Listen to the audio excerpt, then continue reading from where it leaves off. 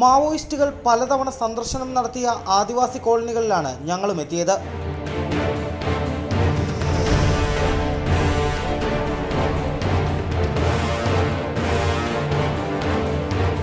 മാവോയിസ്റ്റുകളെ പിന്തുണയ്ക്കുന്ന നിരവധി ആദിവാസികളും കോളനികളും കണ്ണൂരിൻ്റെ വനമേഖലകളോട് ചേർന്നുണ്ടെന്ന് ഞങ്ങളുടെ അന്വേഷണത്തിൽ ബോധ്യമായി. മാവോയിസ്റ്റുകൾ സത്യത്തിൻ്റെ പക്ഷത്തു നിന്ന് തങ്ങളുടെ അവകാശങ്ങൾക്ക് വേണ്ടി വാദിക്കുന്നവരാണെന്നാണ് ഇവിടുത്തെ കോളനികളിലെ ആദിവാസികളുടെ അഭിപ്രായം. മാവോയിസ്റ്റുകളിൽ ഒരു ഭീഷണിയോ ഒന്നും തന്നെ നമുക്ക് നേരിടേണ്ടി വന്നിട്ടില്ല ഇതുവരെയായിട്ടുള്ളത്. അവർ പറയുന്ന കാര്യങ്ങളോട് നമുക്ക് യോജിപ്പുണ്ട്.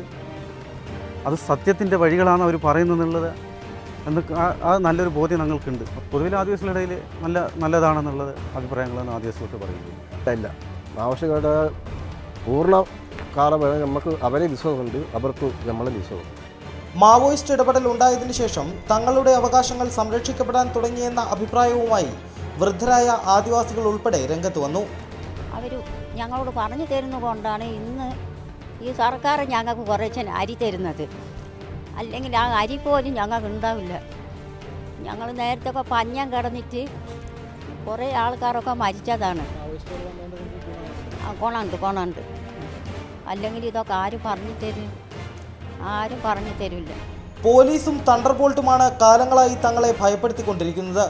ഉറങ്ങാൻ പോലും സമ്മതിക്കാതെ ഇവർ തങ്ങളെ ഉപദ്രവിക്കാറുണ്ടെന്ന് സ്ത്രീകൾ ഉൾപ്പെടെയുള്ളവർ ചൂണ്ടിക്കാട്ടി. ഞങ്ങൾ ചുറ്റും നടക്കുകയും ചെയ്യും, നോക്കുകയും ചെയ്യും. എന്നിട്ട് ഞങ്ങൾ ഉറങ്ങിയിട്ടില്ലെങ്കിൽ ഞങ്ങളോട് ചോദിക്കും, നിങ്ങൾ എന്തിനാ ഇത്ര സമയമായിട്ട് ഉറങ്ങാത്തത്?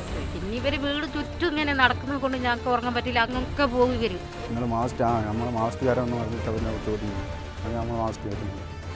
ഇവിടെ ആദിവാസികൾ ഭയക്കുന്നത് മാവോയിസ്റ്റുകളെയല്ല, പോലീസിനെയാണ്. ഇതുതന്നെയാണ് സംസ്ഥാനത്ത് മാവോയിസ്റ്റ് സാന്നിധ്യം വർദ്ധിക്കുന്നതിനുള്ള പ്രധാന കാരണവും. ലിമേഷ് ചെറുപഴശ്ശിക്കൊപ്പം യദു നാരായണൻ, റിപ്പോർട്ടർ, കണ്ണൂർ.